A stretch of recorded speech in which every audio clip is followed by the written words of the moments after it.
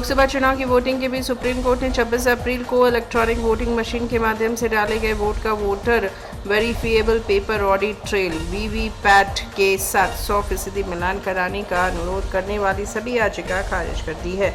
Supreme court के फैसले के बाद इलेक्ट्रॉनिक वोटिंग मशीन और वीवीपैट पर उठाने सवाल भले ही कम हो ना हो, लेकिन एक बात तो तय है कि अब भारत में चुनाव का वर्तमान और भविष्य तो ईवीएम में ही है, जिस पर सवाल उठाने से पहले कई बार सोचना पड़ेगा। ऐसा इसीलिए क्योंकि अपने आदेश में सुप्रीम कोर्ट के 2 जजों की बेंच ने जो फैसला दिया है वो हर चुनाव में इस्तेमाल हो रहे ईवीएम की ज़रूरत पर एक मोहर की तरह है, जिसका फिलहाल कोई दूसरा ऑप्शन नहीं है। जस्टिस संजीव खन्ना और जस्टिस दीपांकर दत्ता की बेंच ने कहा, हमने याचिकाओं को सुना। इन याचिकाओं में पेपर बैलेट सिस्टम पर लौटने, वीवीपैट मशीन से निकलने वाली पर्चियों की पुष्टि और इलेक्ट्रॉनिक गिनती के अलावा वीवीपैट से निकली पर्चियों की 100% गिनती करवाए जाने की मांग की गई थी। हमने मौजूदा प्रोटोकॉल, तकनीकी पहलुओं और रिकॉर्ड पर मौजूद डेटा को ध्यान में रखते हुए इन सभी को खारिज कर दिया है। सुप्रीम कोर्ट में जस्टिस संजीव खन्ना और जस्टिस दीपांकर दत्ता की बेंच में लंबी बहस हुई। इसके बाद 24 अप्रैल 2024 को सुप्रीम कोर्ट ने फैसला अपने पास सुरक्षित रख लिया था। 26 अप्रैल को अदालत का आखिरी फैसला आया है, जिसने ईवीएम पर मुहर लगा दी। अपने फैसले में जस्टिस संजीव खन्ना और जस्टिस दीपांकर दत्ता ने कहा, चुनाव ईवीएम से ही होगा, बैलेट पेपर से चुनाव नहीं होगा। नतीजे में जो उम्मीदवार दूसरे या तीसरे नंबर पर है, वो अगर उसे लगता है कि गड़बड़ी हुई है तो वो रिजल्ट घोषित होने के 7 दिनों के अंदर जांच की मांग कर सकता है।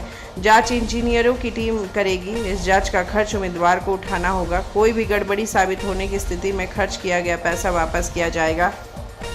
वोटिंग के बाद ईवीएम को सील किया जाएगा और इसे 45 दिनों तक सुरक्षित रखा जाएगा। इस पूरे मामले को समझते हैं, एक आम इंसान के नज़रिए से समझते हैं।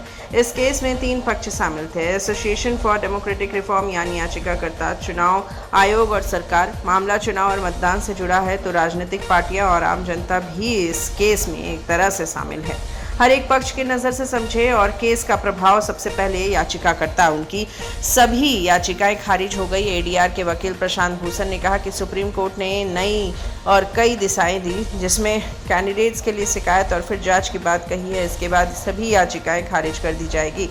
सुप्रीम कोर्ट के फैसले में सरकार के लिए कोई निर्देश नहीं है, ना ही इस मामले में सरकार का कोई पक्ष था। फैसला सुनाते हुए सुप्रीम कोर्ट ने चुनाव आयोग को कुछ सुझाव भी दिए हैं। सुप्रीम कोर्ट ने चुनाव आयोग को कहा, इलेक्ट्रॉनिक मशीन को वोट और वीवीपैट के पेपर स्लिप की गिनती और जो सुझाव है वो अमल में लाया जा सकता है या नहीं, इसकी तहकीकात किया जाएगा। आयोग को ये भी देखना चाहिए कि क्या चुनाव निशान के अलावा हर पार्टी के लिए अलग से कोई बारकोड भी हो सकता है या नहीं। सुप्रीम कोर्ट के इस फैसले में आम जनता कि वोट देने की प्रक्रिया में कोई बदलाव नहीं होगा। हमेशा की तरह वह वोट देगा जैसे अभी तक ईवीएम से दे रहा था। भारत में जब से ईवीएम का इस्तेमाल होना शुरू हुआ है, तब से उस पर सवालिया निशान भी लगते रहे हैं। जब केंद्र की सत्ता में कांग्रेस थी तो बीजेपी सवाल उठाती थी, और अब जब पिछले 10 साल से बीजेपी केंद्र की सत्ता में है तो कांग्रेस समेत तमाम विपक्षी दल ईवीएम पर सवाल उठाते हैं। ईवीएम को लेकर समय समय पर याचिकाएं दाखिल होती रही है। कभी कहा जाता है कि ईवीएम से छेड़छाड़ हो सकती है, तो कभी कहा जाता है कि ईवीएम को हटाकर बैलेट पेपर से चुनाव करवाया जाए।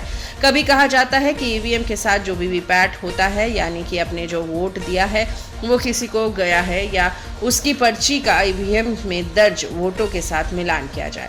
जितने लोग उतने तर्क, और उनकी ही अलग अलग याचिकाओं पर हर बार कोर्ट में सुनवाई होती है और हर बार फैसला ईवीएम के पक्ष में ही होता है। 2019 के लोकसभा चुनाव से पहले 21 विपक्षी दलों के नेताओं ने भी सभी ईवीएम में से कम 50% वीवीपैट मशीनों की पर्चियों से वोटों के मिलान करने की मांग की थी। उस समय चुनाव आयोग हर निर्वाचन क्षेत्र में सिर्फ एक ईवीएम का वीवीपैट मशीन से मिलान करता था। 8 अप्रैल 2019 को मिलान के लिए ईवीएम की संख्या 1 से बढ़कर 5 कर दी गई थी। इसके बाद मई 2019 को कुछ टेक्नोक्रेट्स ने सभी ईवीएम के वीवीपैट से वेरीफाई करने की मांग की याचिका लगाई थी, जिसे सुप्रीम कोर्ट ने खारिज कर दिया था। इसके अलावा एसोसिएशन फॉर डेमोक्रेटिक रिफॉर्म्स ने भी जुलाई 2023 में वोटों के मिलान की याचिका लगाई थी। इसे खारिज करते हुए सुप्रीम कोर्ट ने कहा था, कभी कभी हम चुनाव निष्पक्षता पर ज़्यादा ही संदेह करने लगते हैं। वीवीपैट पर्चियों की 100% वेरिफिकेशन को लेकर एक्टिविस्ट अरुण कुमार अग्रवाल ने अगस्त 2023 में याचिका लगाई गई थी। याचिका में कहा गया था कि वोटर्स को वीवीपैट की पर्ची फिजिकली वेरीफाई करने का मौका दिया जाना चाहिए। वोटर्स को खुद बैलेट बॉक्स में पर्ची डालने की सुविधा मिलनी चाहिए। इससे चुनाव में गड़बड़ी की आशंका खत्म हो जाएगी। इस केस में याचिकाकर्ताओं की तरफ से एडवोकेट प्रशांत भूषण, गोपाल शंकर नारायण और संजय हेगड़े पैरवी कर रहे हैं। प्रशांत एसोसिएशन ऑफ डेमोक्रेटिक रिफॉर्म्स की तरफ से हैं।